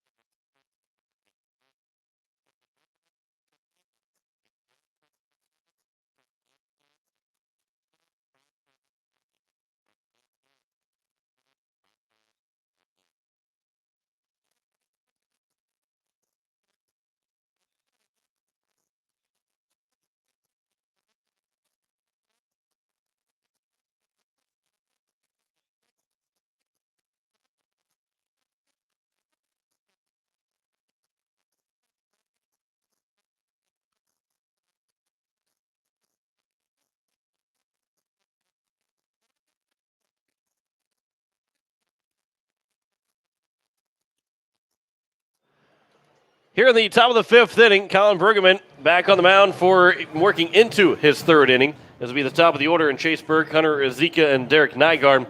Reaches base will be Jack Plummel. Ryan Kruger texted me in between innings, and he says that was a cheering come on, not a come on like trying to talk to us about. Hey, he says, I know you guys don't doubt. As it's 10-9 ball game, Minot leads. They led as many as 10-2 after the top of the third inning. It's now been evaporated to a 10-9 score here in the top of the fifth inning. First pitch from Brueggemann to Chase Burke is missed to the backstop, 1-0. As we watch the radar in between innings as well. And, boy, Greg, it's not looking like we might get this full game in here. It's getting a lot closer. Count is up to 2-0 now. And with 19 runs scored in the first 4 innings, it's hard to believe that we can get the next 3 innings done before any activity gets here. Now, yeah, it looks like the leading edge of that storm is right out just about at the Hayes community right now. 3-0 pitch is that one is missed as a 4-pitch walk. Goes all the way to the backstop. Stout's going to find it as taking off from first but not taking to second will be Chase Burke. The leadoff man is aboard, the first man to reach base against Colin Brueggemann since he has entered the ballgame. Here is Hunter Ezeka, who is 1 for 2 in the ballgame, reached base all 3 times he's come to the plate. First pitch is outside for ball 1. 5 straight misses now from Brueggemann here to open up the top of the fifth. We have 19 runs and only 11 hits combined. Taking advantage of a lot of walks. Runner is off for a second. The throw to second, and Stout didn't get the ball cleanly out of his mitt. And the throw to second was just a little offline. It's a stolen base for Chase Burke. And the count is 2-0 to Ezeka. Brueggemann trying to find the strike zone here. The first 4 guys he faced, retired them all in order. That pitch will be in the dirt now, 3-0.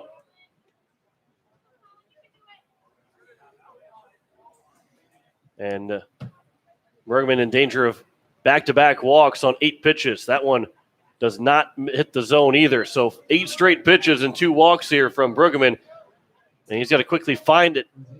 And Coach Nathan Nas will make his way out. We don't see Nas make too many mound visits here this season. Peyton Zabel and Brian White have been the 2 guys that usually make the mound visits. Whether obviously White will take out whoever is in the ball game when he makes a pitching change, but usually Peyton Zabel that goes out there and talks to the pitchers. And Nas had a quick couple words with Colin Brueggemann, and it's first and second here with nobody out in the top of the fifth inning. I think we got a little bullpen action for the Eights down along the first baseline. Looks like Elliott Life is down, getting warm. Runner is off for third. The throw. Gaden did not.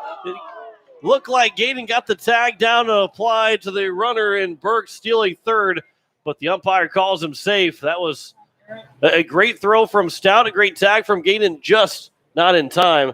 And it's now first and third, and I believe that pitch also missed, so it's 1-0 here to the number 3 hitter in Derek Nygaard.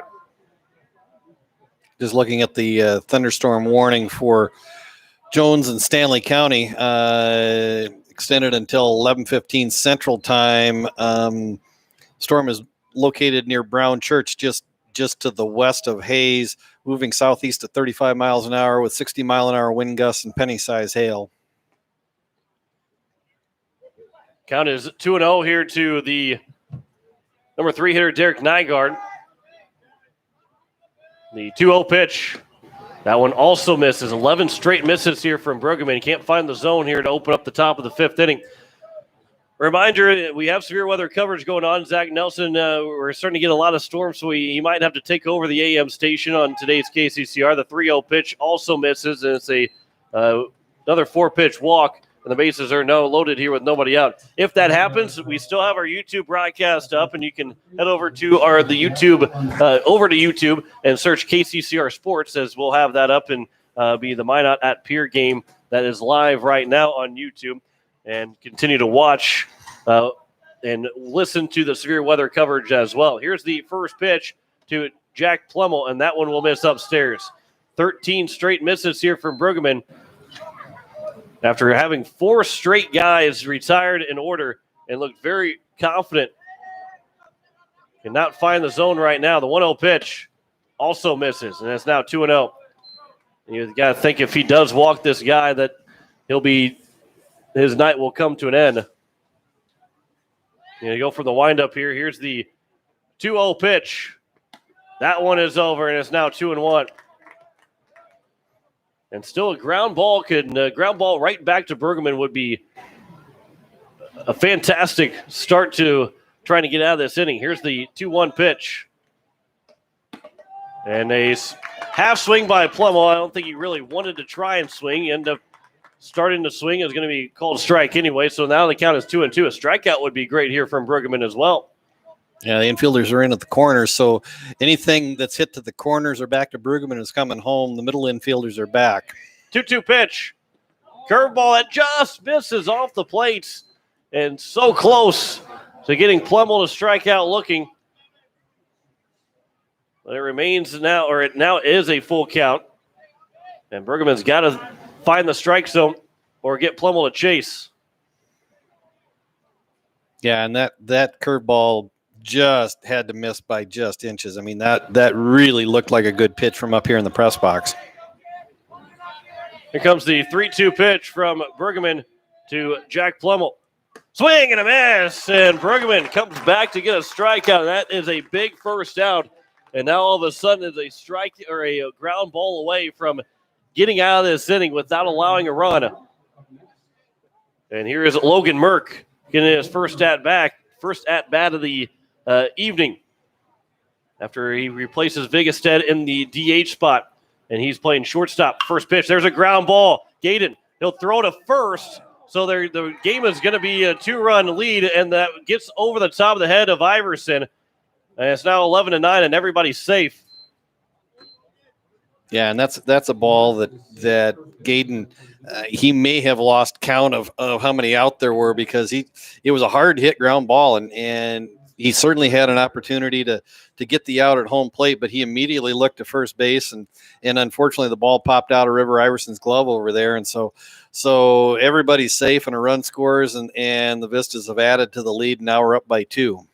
There's the first pitch to the third baseman, Kersey Harris. That's taken for strike one. Third error of the ball game for Post State. This one charged to the third baseman, Gaden. 2 errors so far from Hinkle over at short. Here's the 0-1 pitch. That one will miss upstairs, now 1-1. So again, a ground ball still could get Bergman out of the inning. With 1 down, the bases are loaded. Here's the 1-1 pitch. That one will hit the helmet of Harris. And now bringing another run, and it's now a 12-9 lead for the Minot Vistas. And Coach White making his way out, and that will bring the end of Colin Bergman here in this ball game. And we'll tell you what the changes are after this minute break. You're listening to Post State Baseball on today's KCCR and today's KCCR.com.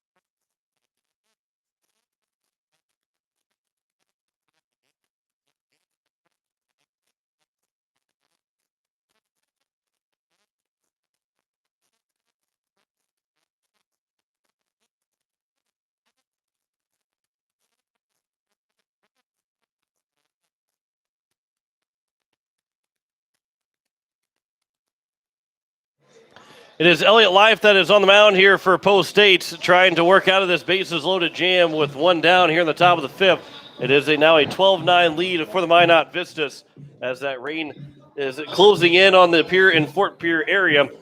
And that storm looks like it could stay to the south of us, but Rain and probably some thunder and lightning are almost a certain at this point here in the near future for us here at Hyde Stadium. We will we'll go through Colin Brueggemann's line. He is responsible for the 3 base runners that Minot has on base right now, but he goes an inning and 2/3. Doesn't give up a hit. He's only given up 1 hit so far this year in 6 2/3 innings. Right now, 2 runs, 1 earned, 3 walks, 3 strikeouts so far. But again, he's responsible for all 3 Minot base runners that are currently on the bases. First pitch misses from Elliott Life to Braden McCarty. The 1-0 is popped up. It'll get out of play, and it's now 1-1. And it will go off the left side of the press box, or to the left of us here on the press box, and it's now 1-1. Third appearance of the year for Elliott Life. So far, he's pitched 4 innings. He has 1 start. He does not have a decision this year. He does have a save for post 8. 2 hits, 3 runs allowed, all of them earned, 8 walks, 4 strikeouts, 5.25 ERA. Pitch gets away, and the run will score, and it's now 13-9 here for the Vistas. That save for Elliott Life actually came against the Minot Vistas. A.J. Gayden picked up the win in 4 innings of work, and Life came in for the final 3 innings, pick up that 6-3 win for Post 8.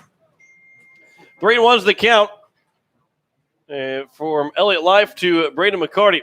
Here's a 3-1 pitch. That one misses inside, and it's another walk. And the first issued by Life, and that'll bring up Talon Hebert. Hebert's 1 for 3 with a single, grounded to a fielder's choice, and also had a line out to the first baseman in Iverson, or a little floater to Iverson. First pitch is taken for strike 1. Life, a mainstay on the Owyhee Capitals hockey team. A scrappy young guy. Checks in at about 5'7", 5'8", probably about 140, 150 pounds, but he is as tough as nails out on that hockey rink. You saw a lot of that this year, didn't you, John? Yeah, he led the team in goals through league play. The 0-2 pitch, swing and a miss, and a second strikeout of the inning, first of the game for Elliott Life, and that'll bring up Caleb Rain with 2 down, and the bases loaded.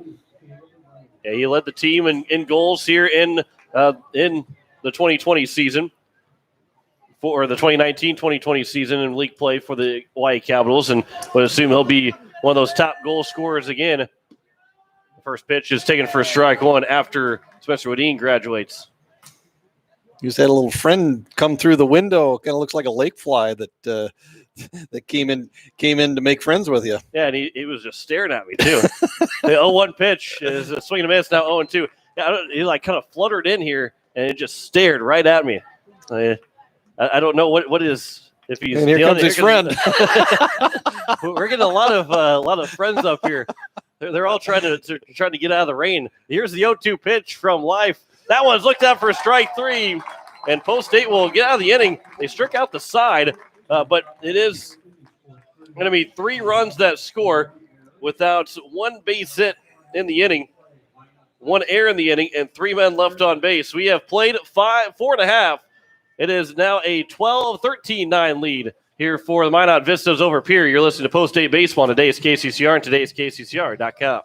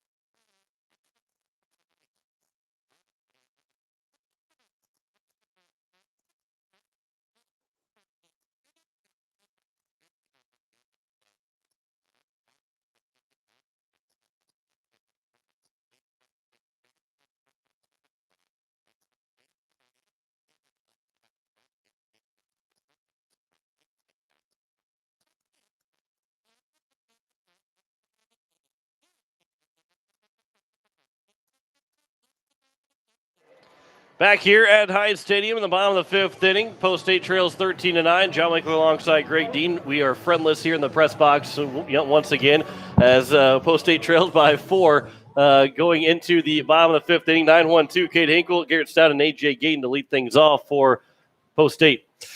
Severe thunderstorm watch has just been issued for the southern portion of South Dakota, although it does include Stanley County, Jones County, Lyman County, Jackson County, Buffalo, Brule County, Tripp County, until 5 a.m. Central Time tomorrow morning.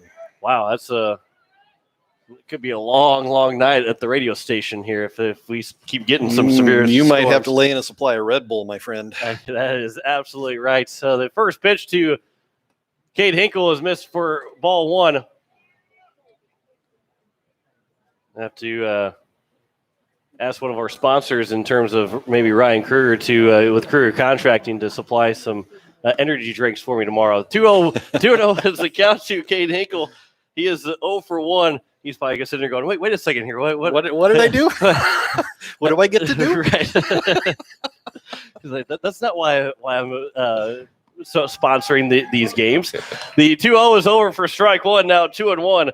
Cade Hinkle's 0 for 1. He drew a walk and also lined out to the shortstop in his 2 plate appearances so far. Post State trails by 4 here in the bottom of the 5th.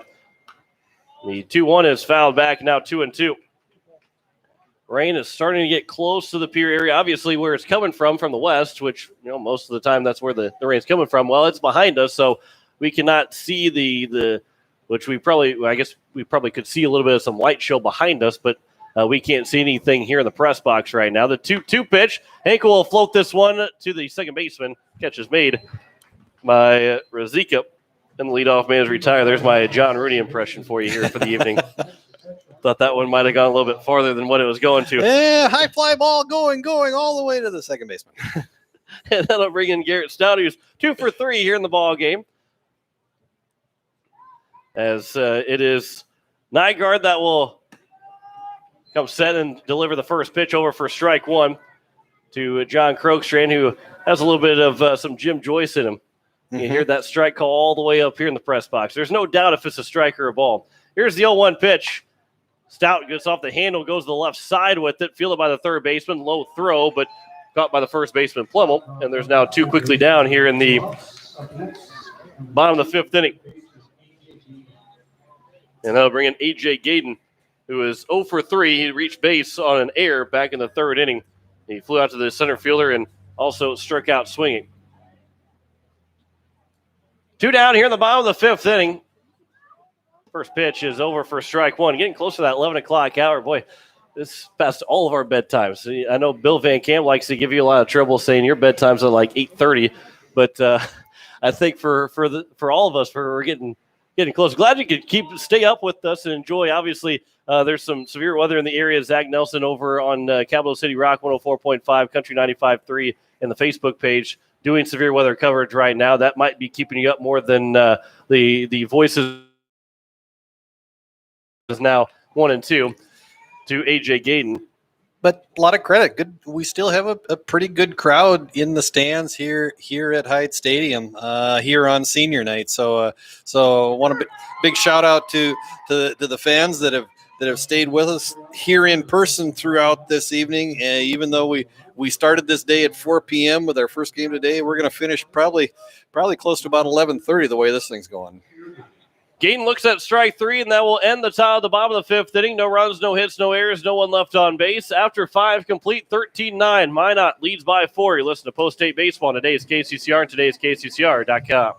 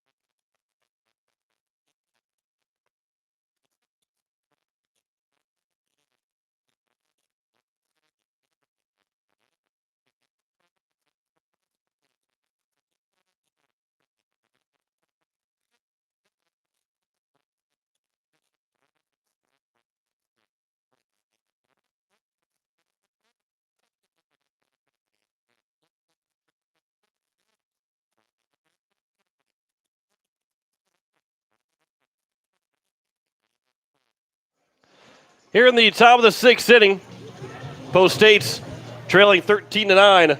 Top of the order, Chase Burke, Hunter Razika, and Derek Nygaard. They had all 9 guys come to the plate in that 5th inning, scoring 3 runs, leaving the bases loaded.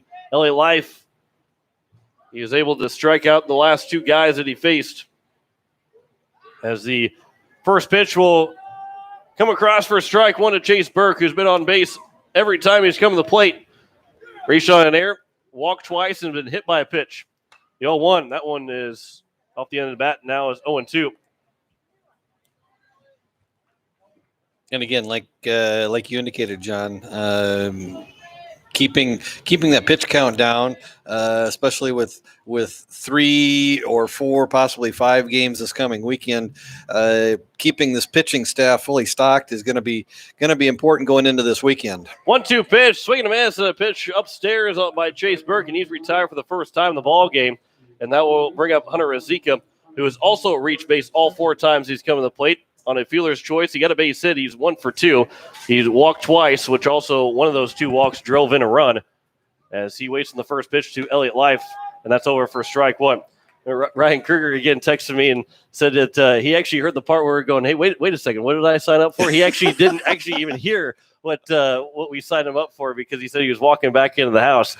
He said that you are getting me the energy drinks for tomorrow afternoon. Right? Actually, for me and Greg, for tomorrow afternoon to make sure that we stay alive in the broadcast for tomorrow. As the count is now 2-1 here to Hunter Razika as we are closing in on the 11 o'clock hour. 2-1 pitch is at the letters now 2-2.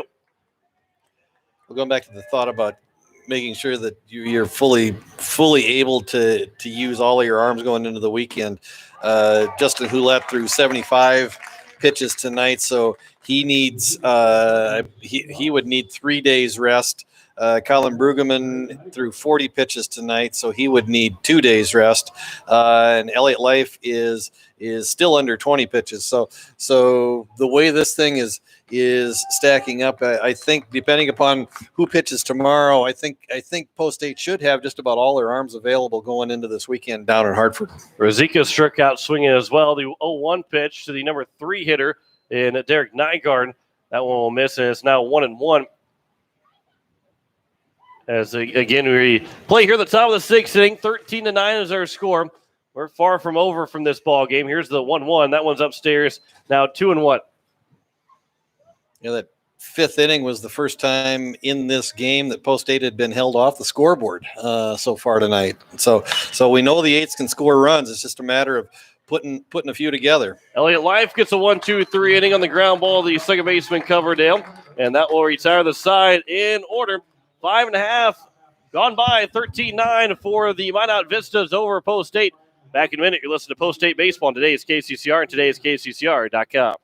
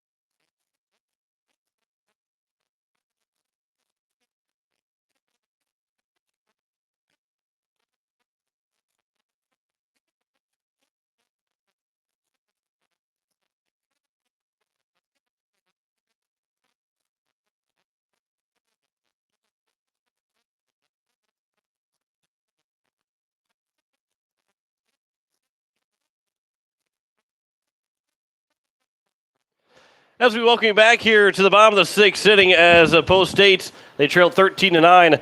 It is going to be Coverdale, River Iverson, and Matt Lust to lead things off. If anybody gets on base, it'll be then Jack Van Camp trying to come back again. We're down 10-2, got all the way back to 10-9, now down 13-9, and here with just 6 outs remaining, trying to find 4 runs in those 6 outs, at least 4 runs in those 6 outs to extend the ball game as we are getting close to that 11 o'clock hour.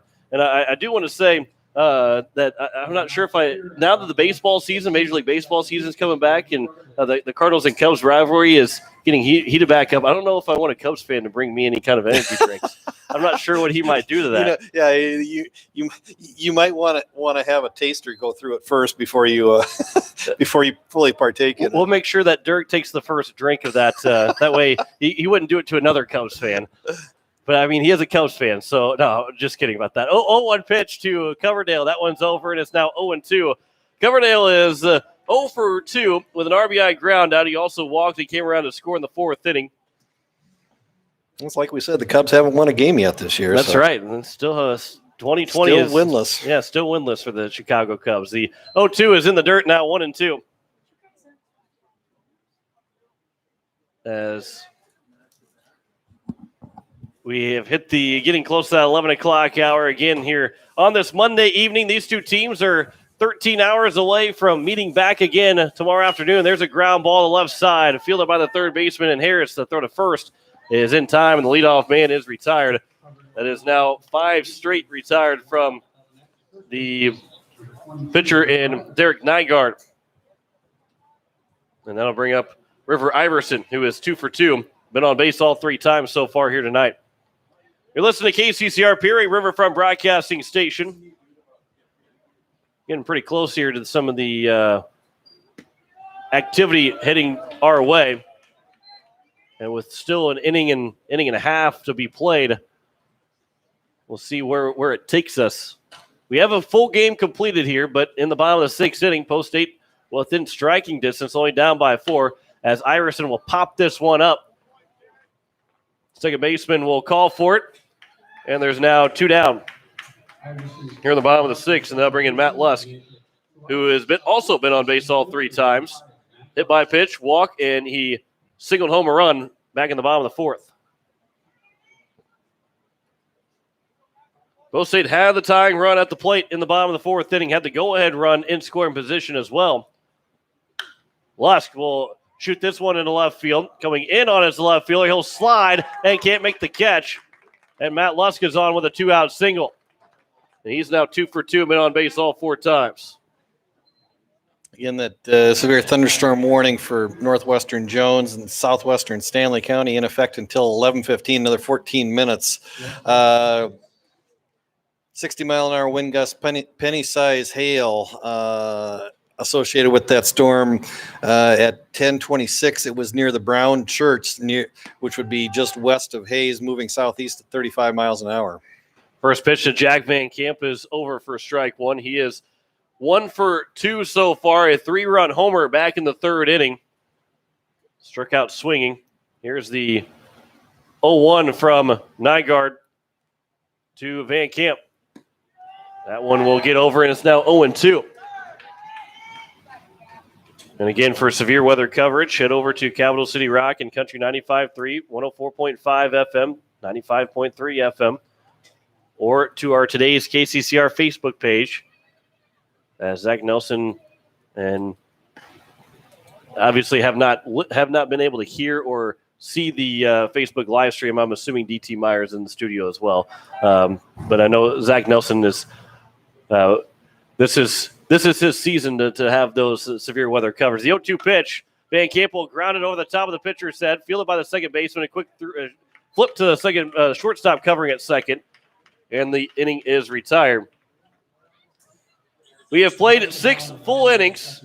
It is a 13-9 lead for the Minot Vistas. We head to the top of the 7th. You're listening to Post State Baseball. Today's KCCR and today's KCCR.com.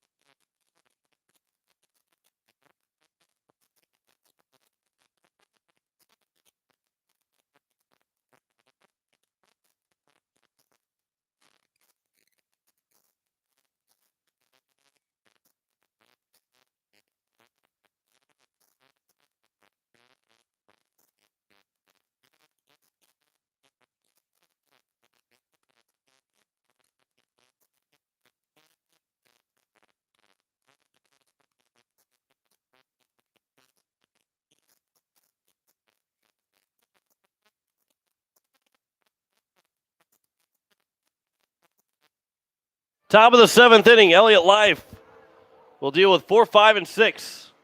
Jack Plummel, Logan Merck, and Kersey Harris. Post 8 trailing by 4, hoping it's still a 13-9 ball game going to the bottom of the 7th inning. First pitch is over for strike 1. We have action in the bullpen out in left field as we'll try and see who that is out in left field, as there's a lightning that just right over the top of Hyde Stadium that neither umpire saw. As it is out in Chase Burke is out there warming up here for the Minot Vistas. The 0-2 will bounce in, and now 1-2. Got all the way close to the backstop. I see Alan Goodman, the field umpire, starting to scan the skies to the west, and just saw as I took a peek at the KCCR Facebook live stream, saw a report that looked like there was some activity from the storm out by the dam. So it is definitely in the proximity to the capital city. 2-2 pitch upstairs, now 3-2. And when you look at the radar, I'm surprised that we're not seeing any kind of rain. I think we may be seeing a couple of sprinkles starting to fall here in the capital city. That one's popped up in foul territory. Stout will give chase, and it ends up falling behind him as he looked down one more time to see where he was at, and when he looked back up, he had overran it. And so it remains at 3-2. And one that's he probably would love to have back again. But the count is still 3-2 here to the leadoff hitter, number 4 hitter Jack Plummel in the top of the 7th.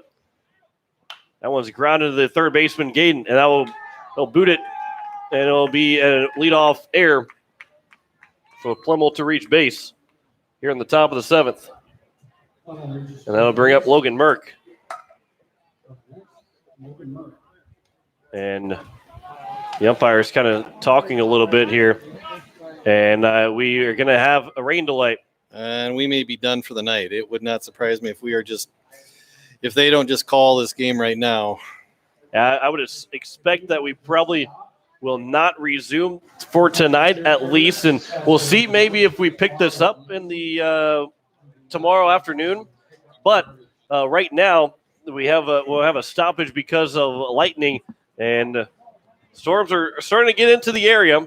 We'll wait to see what call will be made as the umpires will make their way into the press box and go to the umpire room. Because that Minot is staying here, there is a chance that we might still try and find a way to finish this game, just to get a conclusion of it here. But still, there is that possibility that we might just be done for the rest of the night as we're getting the tarp put on. Obviously, because we have that lightning delay, we'll put that tarp on, and we'll see what might happen here in the next 15 minutes or so. We'll step aside for a minute. We'll come back and give you an update. You're listening to Post State Baseball on today's KCCR and today's KCCR.com.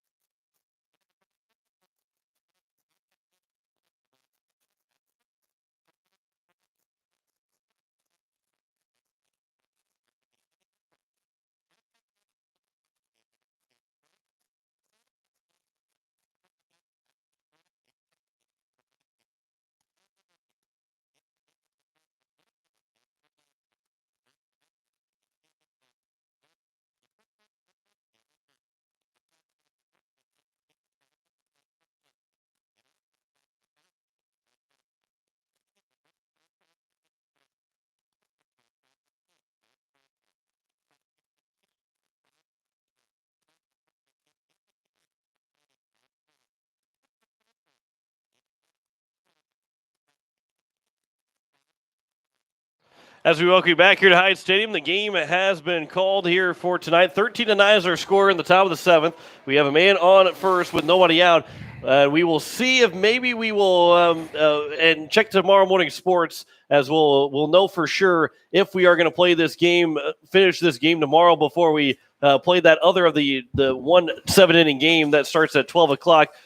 John Winkler alongside Greg Dean, and Greg, this was turning out to be a good game, and Minot was 3 outs away from winning it. Post State was trying to keep it a 13-9 game. They still had a chance to score 4 runs. They had already done it once already in the ball game. That could have tied the ball game up in the bottom of the 7th that they got a 0. So it'll be interesting if we do resume this game, and potentially we may not even know if we're going to resume this game. It might be a decision that both coaches agree on tomorrow morning when they both arrive at the ballpark. Yeah, and we'll just see if we play 8 innings tomorrow or just 7. Yeah, and I guess the one thing that might keep us from playing and to finish this game is the fact that we could go to extra innings. Exactly. And Coach White and probably the Minot coach or the Minot Vistas as well probably don't really want to see that happen. They probably would like to see that 7th inning be the last inning, and that's why they might just say, let's just call the game.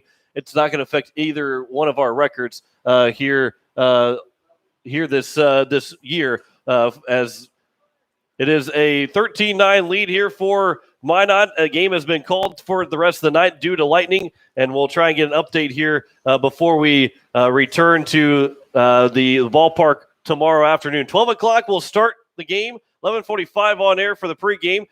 Thanks to Ray Lewis back at the station. Greg Dean to my right. I'm John Winkler. Severe weather coverage on today's KCCR will begin shortly. You've been listening to Post State Baseball. Today is KCCR, and today is KCCR.com.